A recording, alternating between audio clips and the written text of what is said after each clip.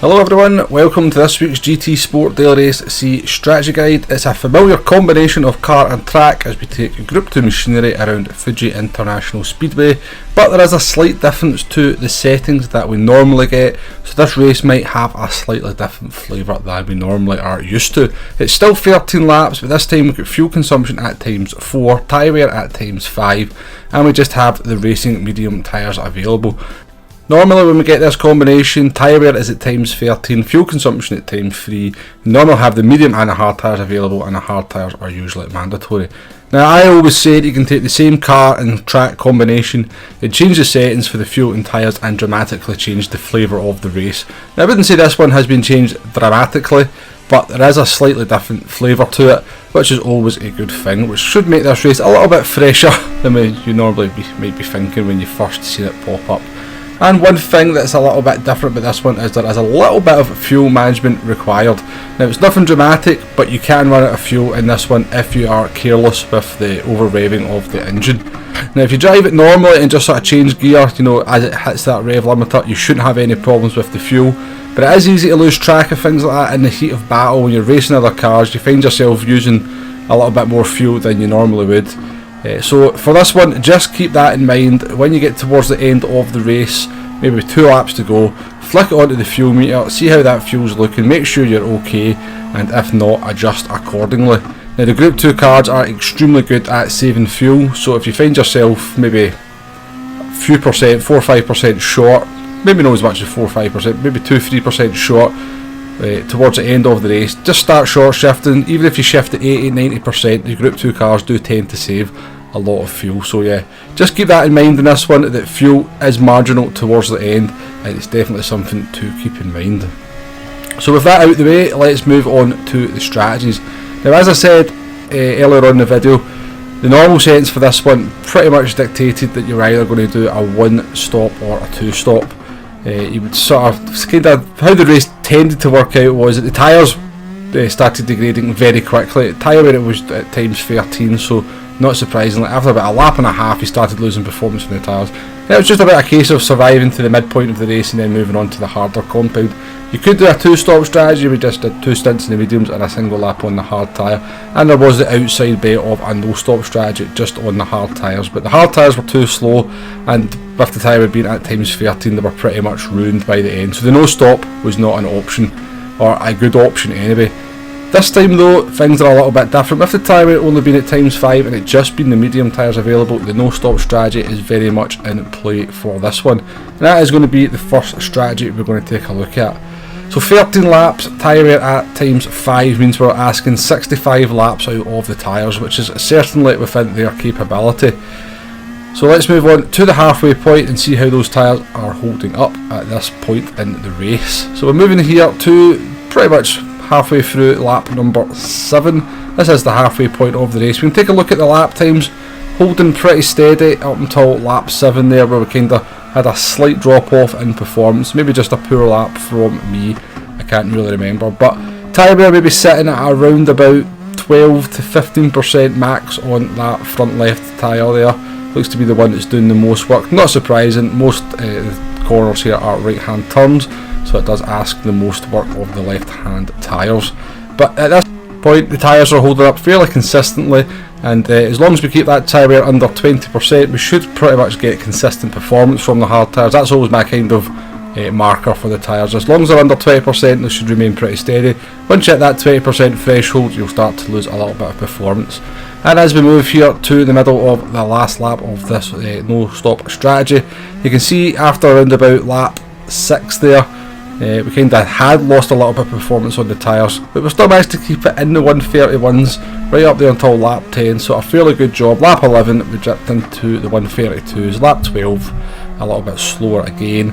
I think we do a better job here on lap number 13. I think we finished with a 132.2. Yeah, but there's no doubt that towards the end of the race you have lost some performance. We're around about a second a lap slower than our best lap. And if we look at the tyre wear down in the bottom left hand corner, I think we're maybe sitting around about 25 to 30% on the worst tyre there. So that will be the end of the no-stop run.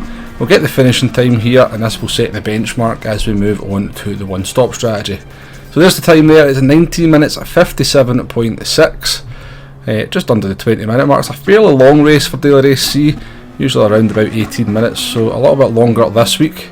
But that was the no stop. Let's move on to the one stop strategy. So the plan for my one stop strategy was to actually pit at the end of lap number 6, but I was on a personal best when I was doing this one stop strategy run, so I decided just to extend it to lap number 7. It would make the most sense to pit at the end of lap number 6 and then do the longer stint on the tyres with the lower fuel. But as I said, we were on a purple sector, we just finished the lap, the tyre's still holding up fine here on lap number 7 anyway.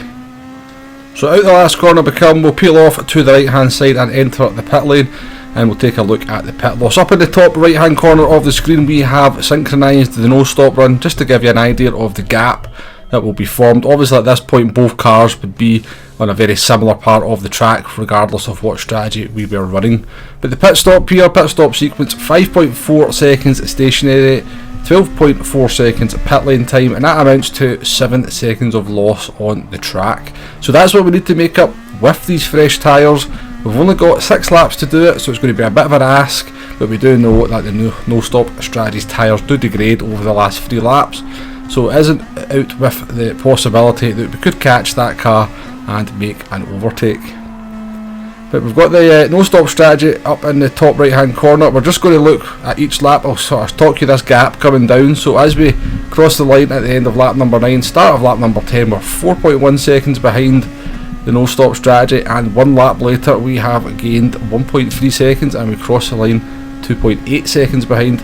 Only 2 laps to go now, 3 laps to go now, and 1 lap later that gap is down to 1.8 seconds with just the 2 laps to go. So it's going to be very close as we get towards the end of the race. And as we cross the line to start the last lap, the one stop strategy is now only 0.2 seconds behind the no stop strategy. We'd probably be in position to make an overtake here into turn number 1. And as we rejoin the footage for both cars halfway through the last lap, the one stop strategy has now taken the lead. As we wind through the tricky and generally unpopular last sector of Fuji, this is where the fresh tyres will make the biggest difference. You're asking a lot of the tyres through these 3 hairpin turns, and also you've got the chicane, and by the time we get to the line the one stop strategy is going to have opened up a little bit of a gap to the no stop strategy. So you can already see here, we know the one stop strategy now is quicker than the no stop strategy, but it's going to take until that last lap, or it took us until that last lap to actually make the move. Now of course we run both of these strategies in clean air with no traffic issues whatsoever, so you can't take this as being, absolute gospel information. Finishing time there is 19 minutes 56.4. I think we were 19 minutes 57.6 for the no stop strategy, so around about 1.2 seconds of a difference in favour of the one stop strategy. So as I said, we do these strategy runs under controlled conditions, if you like, so both runs are done with no traffic issues whatsoever. We make sure we're putting in good clean laps, very minimal mistakes, and under those conditions the one stop strategy is definitely coming in quicker, but that is not a big margin of victory. And as I said, it was coming into the last lap before the one stop strategy caught the no stopper. In a race conditions, how would things work out? Well, it's impossible to say really, because every race works out differently, but if you're a one stopper in a race where most people are no stopping, then you're probably going to lose so much time negotiating the traffic that you won't get back to where you started. So I think this one is going to sort of boil down to how is that race looking and what's other drivers around you doing, and who's going to kind of jump first. You don't know what drivers are doing as the race starts, and they may well change their mind, but I can only give you the information that I sort of discover as I do these strategy guides. The information is telling us that the one stop strategy is around about a second quicker than the no stop strategy. Is that enough of a margin to be comfortable to make a pit stop and then maybe overtake a couple of cars? That's up for you to decide. I think both strategies will be used this week. I think we can clearly see that both of them are viable. I think if you're in a race where everybody is one stopping and you're going to be the single no stopper, you're going to come under a lot of pressure and possibly lose a lot of positions right towards the end of the race.